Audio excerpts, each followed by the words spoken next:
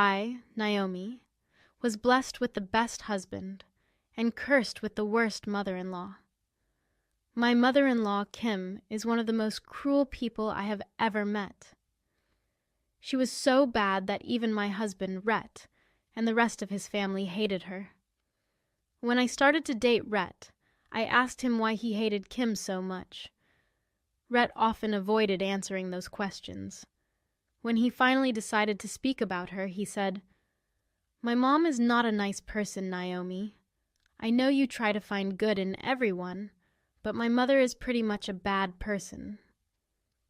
"Why do you say that, Rhett? Did something happen?" "A lot of things happened, Naomi. She's a greedy and selfish person. Her overspending was the reason my dad divorced her. In fact, she even took out credit cards in my and my sister's names when we were young. My dad had to pay all those debts to clear our credit. Oh my God! Kim didn't even pay them back, but she lives in such a nice house and spends so much. That house was supposed to be my dad's. Mom threatened to cut us off from Dad if he didn't give her the house. The money she has is actually from child support payments from Dad. She rarely used them for us. Honestly, the way Kim had downright abused Rhett and his sister Rosie was horrible. I can't even write those things down without crying. It changed my views on Kim entirely. After meeting George, Rhett's dad, it was clear that Kim was the problem all along. That woman had robbed George of his money. Honestly, I was pretty sad about what had happened. Since Rhett had no real relationship with Kim, I didn't see or deal with her much before we got married. However, after we did get married, I got a first-hand experience of what she was like.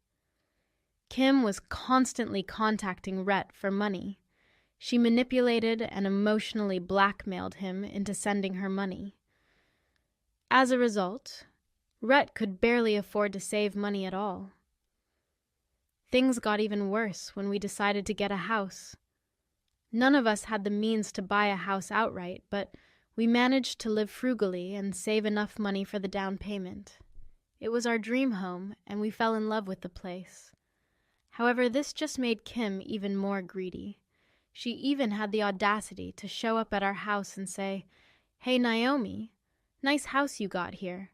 Did you manage to charm your way into my son's pocket? God, this house is big. We are both paying for this house, Kim. Besides, it's none of your business who this house belongs to." "Well, it is my business if it's my son's. It's mine as well. Speaking of my son, I need him to send me money. Things are tight at home." "What? Are you serious? We sent you $2,000 this month. What did you do with it?" "What I do with the money is none of your business. Just tell him to Venmo me the money. Also, make sure he's not stingy this time." This was her behavior the entire time I knew her. She was super entitled and thought everything belonged to her. Hell, she even took money from Rosie and George every month. She did have a part-time job, but it didn't do much for her. I doubt it was even enough for a month of Starbucks that she drank all the time. Her luxurious lifestyle was costing others money. However, it didn't affect me because Rhett handled everything. Little did I know that soon she would become a nightmare for me. You see, about 2 years after we got married, Rhett passed away from a rare medical condition. It was sudden, and we didn't have time to save him. I was devastated and wanted to end myself. He was the love of my life, and I couldn't imagine continuing without him.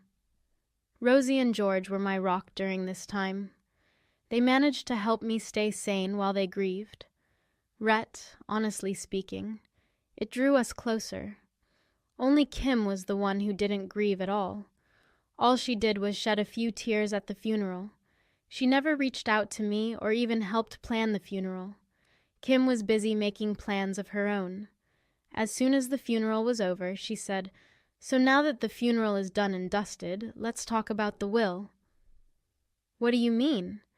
Have some shame, Kim. You lost your son and all you care about is the will." "Don't tell me what to do. I need to know what I'm getting from his assets." "You're getting nothing. How can you expect anything when you haven't been anything but a horrible mother to him? That can't be possible. I'll sue you if you don't give me my share. Most of his money was spent on his medical bills. Besides, he gave you so much money every month that he rarely had any savings. You have some nerve in wanting money even after everything. He owes the house you live in. I know that. I want my share of that. It cannot be all yours. The house is mine, and there is nothing you can do to change it. You better stay away from me. Rhett dealt with you with patience, but I won't. Well, I will get my fair share. Don't you worry. You will hear from me. Kim said that and left. I couldn't believe what she just did. She made me even more sad, knowing Rhett's mother didn't care about his passing. I broke down again. Wherever there was worse news to come. When I went home after the funeral, I realized that someone had been in the house. I panicked and checked all my possessions. Turns out most of Rhett's things were missing. I couldn't even find his wedding ring. He gave me the ring back so I can have it as his memory. Now it was missing from the house. Even our wedding album was gone. I was on the verge of another mental breakdown, and I had no idea who did this, and I knew it had to be someone close to us. Thieves would have stolen a lot more. In my head, there was only one person who would do this. It was then that I got a call from Kim. So now that you have had time to think, I will give you a chance. Sign over the share of the house. How are you still at it, Kim? That is never going to happen. You are still being stubborn, I see. Here's the thing, Yummy. I have Brett's wedding ring with me, and I have the foresight to collect all his childhood items along with your precious wedding album from the house. What? How is this possible? It was easy making a spare key from Rhett's house keys. I got in when you were busy crying over a casket. It's a shame, you know. You will bring those back, Kim. I'll tell the police. Yes, you can. But I would destroy them before the police come. They may catch me, but you will never get your precious items back. How do you want? Sign over the house, Naomi. Me? I want the entire house. Since you have been so cheeky with me, I'll give you back the items as soon as you sign the papers. She hung up on me. After that, I was in utter disbelief. I didn't know what to do. Kim had taken all the precious things I had left of Rhett. I wanted those back. The house meant nothing to me. However, the more I thought about her behavior, the more I got mad. I knew I couldn't let her win. This woman not only destroyed Rhett's life, but also tried to blackmail me into getting the house. I wouldn't let her go easily. I immediately called George and Rosie to the house. I told them everything Kim had said and done. They were shocked and appalled by her behavior. I am ashamed I married someone like this. My son isn't even in the ground. She has started her schemes again. How can she be so cruel? This is horrible. I'll go to her house and confront her. I won't let you sign away the house.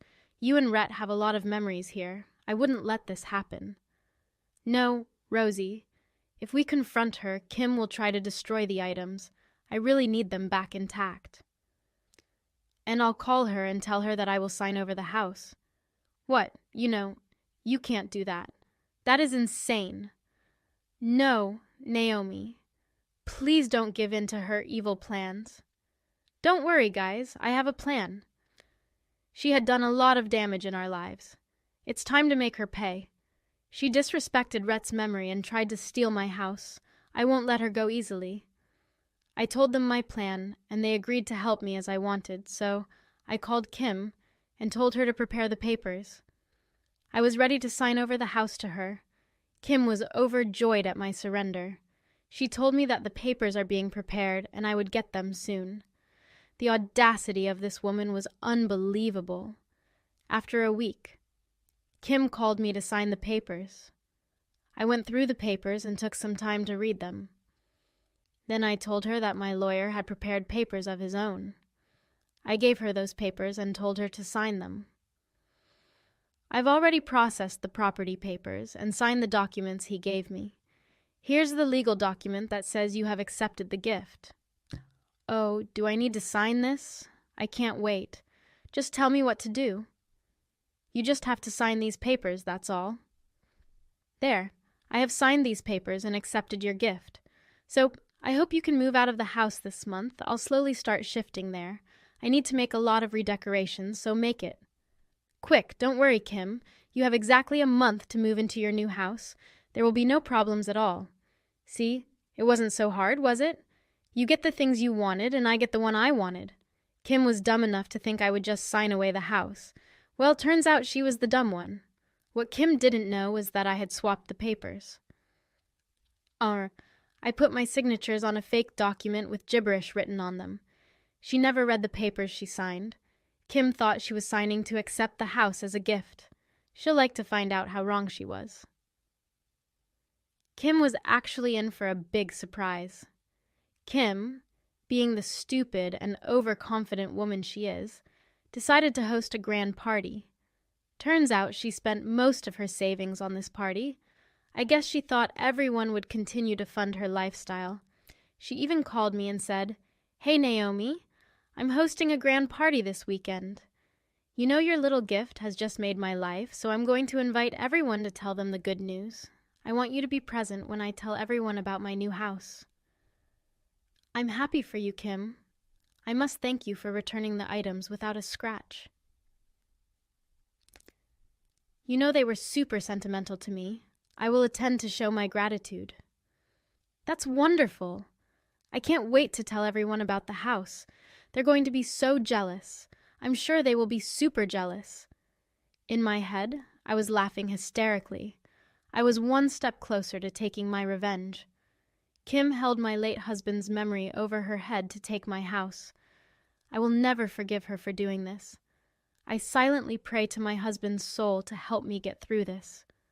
I knew he would support me and enjoy serving justice. On the day of the party, I was a little anxious. However, Rosie cheered me up and said, "Don't be nervous, Naomi. We're here with you. It's about time Mum pays for her evil plans. I can't wait to see her face when she knows." I know, Rosie. She had it coming long back. I just hope everyone sees what a monster she is. Everyone will be on your side when they hear the full story. You're a brave girl. My brother would be so proud of you. Hearing Rosie's words gave me strength. I was finally feeling confident and ready to face the fallout of today's event. We reached the party, and true to her word, Kim did throw a grand party.